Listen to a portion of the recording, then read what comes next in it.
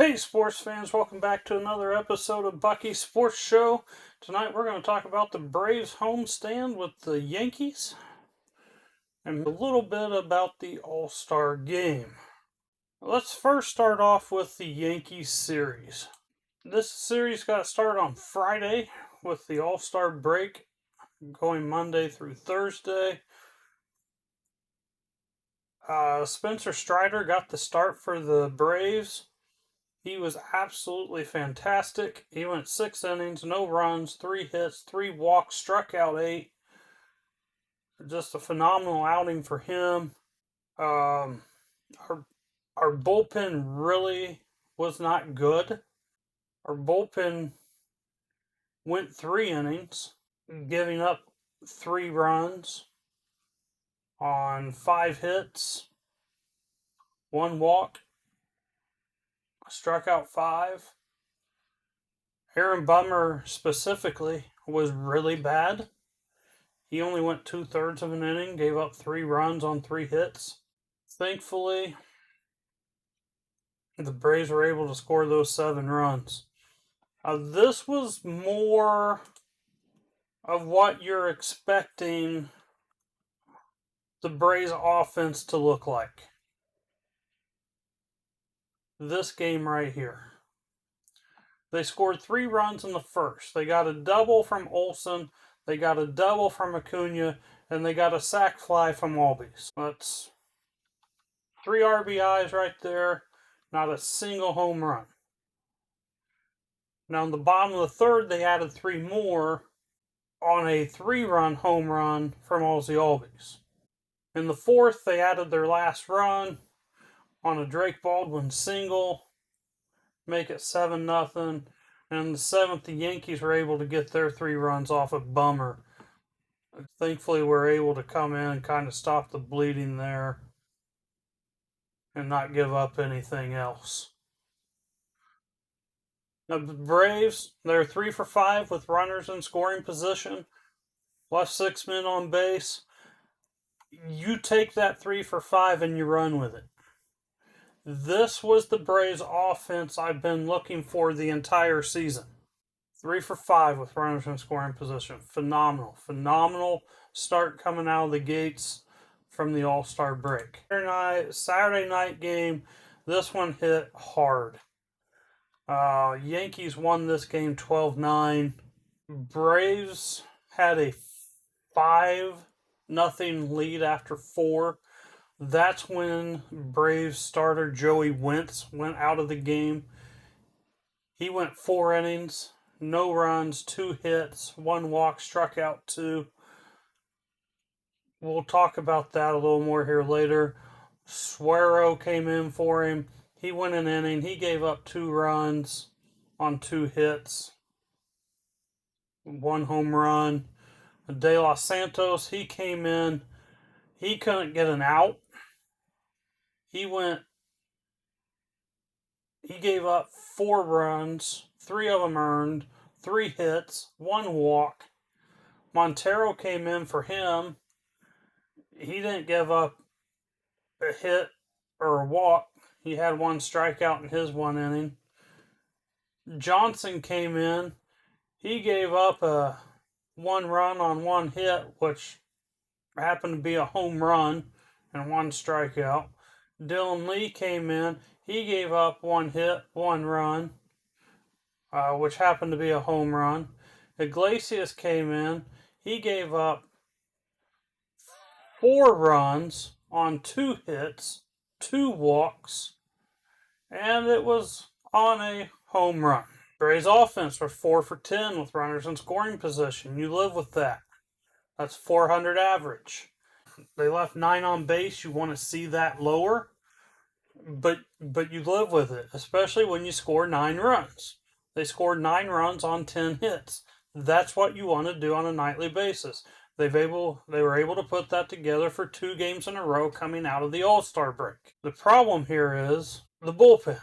In the 3rd inning, the Braves were able to get a home run from H2. In the 4th inning, Albies hit a 3-run home run. Then they got an RBI single from Nick Allen to make it 5-0. And this is kind of when the Yankees started coming back. Volpe hit a 2-run home run. Bottom of the fifth, the Braves were able to answer that with 2 runs of their own on an RBI single from Albies. In the top of the sixth, the Yankees got runs off of a single, a fielder's choice, a sac fly, and a ground out to make it 7-6. In the bottom of the sixth, the Braves put a little gap between them. Olson got an RBI single, make it 8-6. Top of the seventh, Bellinger hit a home run for the Yankees. Top of the eighth, Volpe homered again to tie the game at 8. Top of the ninth, this was the nightmare. Trent Grisham, he hit a grand slam for the Yankees off of Iglesias, make it 12-8. And Braves were able to score 1 in the bottom of the ninth on a ground ball from H2, but they couldn't get anything else there in that ninth inning. Hard loss to take. You have a 5-0 lead, and this was a bullpen game. Joey Wentz is a bullpen guy. He's not a starter. I don't know why game 2 coming off the All-Star break, you have to do a bullpen game. Maybe that's going to be an every Saturday thing. I don't know. But Wentz was good. He did what he needed to do. He went 4 innings, didn't give no runs against a really good Yankee team. And the bullpen just came in and just imploded. It was just, you get up 5-0, especially at home, you ought to be able to finish that. And Braves bullpen couldn't finish it. Like I said, just a nightmare of a finish there for the Braves. Sunday's game, this was a 4-2 win from the Yankees.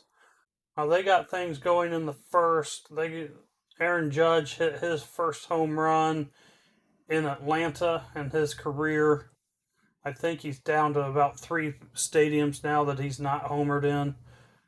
Now that he's hit one in Truist. They added another in the first on a single from Goldschmidt. And then in the sixth, they had a hit by pitch with the bases loaded that scored a run. Bottom of the sixth, Olson blasted one to make it 3-1.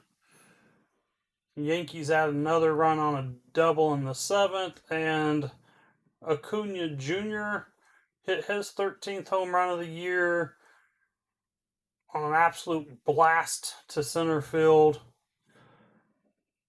to give us our 4-2 final of Braves. Grant Holmes was okay. He wasn't awful. He went 6 innings, 3 runs, 7 hits, 2 walks, 2 Ks. He just threw way too many pitches for 6 innings. He threw 100 pitches. But they had Dunning come in, who they traded for during the All-Star break. He went 3 innings, only gave up 1 run on 2 hits, 1 walk, struck out 2 in his 3 innings of work there. And really just did a nice job of keeping the Braves, 1, in the game and giving them a chance, and 2, keeping the Braves out of the bullpen further after Saturday's debacle of a bullpen game. This was a game, just Braves could never get anything going. They were 0 for 2 with runners in scoring position, and really, they only had a runner in scoring position 1 time in the game.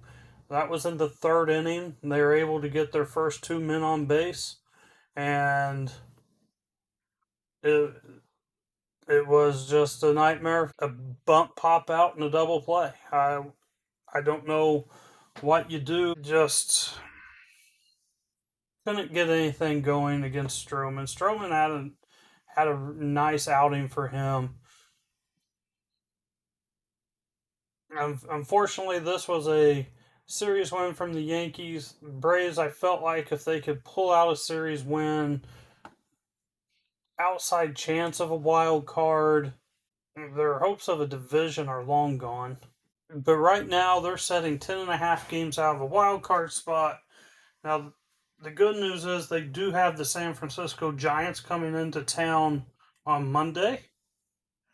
That is a team they have to pass if they can sweep the Giants, who are not playing well right now. That is an opportunity for them to make a leap in this wild card standings, possibly. But they cannot have bullpen games like they had on Saturday. When bullpen gets handed a lead, they've got to be able to lock it down. They cannot have those losses anymore. Let's talk about the All-Star game here for a second. This All-Star game, I am not a fan of the All-Star games. I don't like any All-Star game. It's not just baseball. But let's talk about it. First off, the Home Run Derby. I did watch a little bit of the Home Run Derby while Matt Olson was participating in it. The crowd was fantastic. They were so excited for Olson when he was batting. Unfortunately, he did not move on past that first round. But man, was that crowd electric while he was up. The All-Star game itself, again, Atlanta puts on a nice event. Whether it's a Super Bowl, a Final Four, the All-Star game. Obviously, I love it when they host a World Series. They put on a fantastic event. It's a great city for events like this, and I thought it was a fantastic event. The All-Star game itself, they had a very cool moment where they honored Hank Aaron, and his wife was in attendance, and it was just a really, really nice display for the Braves' history there. And it looked like it was just a top-notch, well-done event again for Atlanta. Now, the rest of the week, they made a deal to get a bullpen guy. So far, I think that deal's worked out. He had a nice outing today. In his 3 innings, only gave up 1 run to the Yankees. So maybe that'll help shore up the bullpen a little bit. Overall, though, on the week, the Braves offense, they need Friday and Saturday to continue. They just they couldn't get it going on Sunday. And you have those games. It's unfortunate when they happen. It's unfortunate they happened on a day where they needed a win to win the series. But you take it, you move on. Because at this point, it probably doesn't matter anyway. Next week, they got the Giants at home, and then they're going to go on a little bit of a road trip after that, and it'll start Friday night in Texas. So next week, we'll be talking about the Giants and the Rangers series. I do have one non-Braves related thing I want to talk about here because as I said a minute ago, I don't like All-Star games. And the WNBA held their All-Star game in Indianapolis. And I think Indianapolis is one of the best cities to host an event. Just their layout of downtown, everything's so close from restaurants and hotels. You can walk to everything. It's a perfect spot. And if it's a Super Bowl and it's February, you can walk downtown inside for the most part from wherever you need to go to wherever you want to go. It's a fantastic city to host an event. Now, what's ridiculous is the WNBA players. They're in a collective bargaining agreement discussions with the WNBA. So the WNBA players came out in shirts that said, "Pay us what you owe us." So let's talk about that. What does the WNBA owe them? Well, in 2018, Adam Silver, the NBA commissioner, reported that the WNBA lost an average of $10 million annually, totaling at least $280 million since the league started in 1997. So in 2019, they lost another $10 million. In 2020, with COVID, the numbers weren't shared. One team had a positive cash flow, but is likely looking around that $10 million mark again. 2021, again, they lost $10 million. 2022, they had revenue estimated $130 to $150 million, and they lost another $10 million. 2023, they upped their revenue to $200 million, but they still lost $10 to $12 million. However, they did have more teams reporting profits. In 2024, the revenue rate was still around $200 million, but teams started chartering flights for the teams instead of making them fly commercial. So the league lost $40 to $50 million that year. $40 to $50 million they lost last year. So what exactly does the WNBA owe their players when they don't make any money? Because right now, I think they look stupid for wearing those shirts, because if you want paid what you owe, then maybe you should be paying to play. Now, what they ought to do is keep their mouths shut, because the WNBA has been having a lot better of attendance, and maybe you can get some better TV contracts. Just take what the WNBA is going to offer this year, make it a 1 or 2 year deal, and then you can circle back in it next year and get some more money if you actually can make a profit this year. So what stupidity by the WNBA. And then you have your star in Caitlin Clark, and the rest of the league just absolutely hates her, and there's no marketing for her. Or you had a nice rivalry in college with Clark and Reese, and you could have done a Bird Magic type of marketing, but no, we're just gonna hate on Caitlin Clark, and all of her fans are racist, and it's just a stupid league. With that being said, though, Caitlin Clark's fun to watch. Get an opportunity, go watch her. With that, I will be back next Sunday to discuss the Braves games next week against the Giants and Rangers.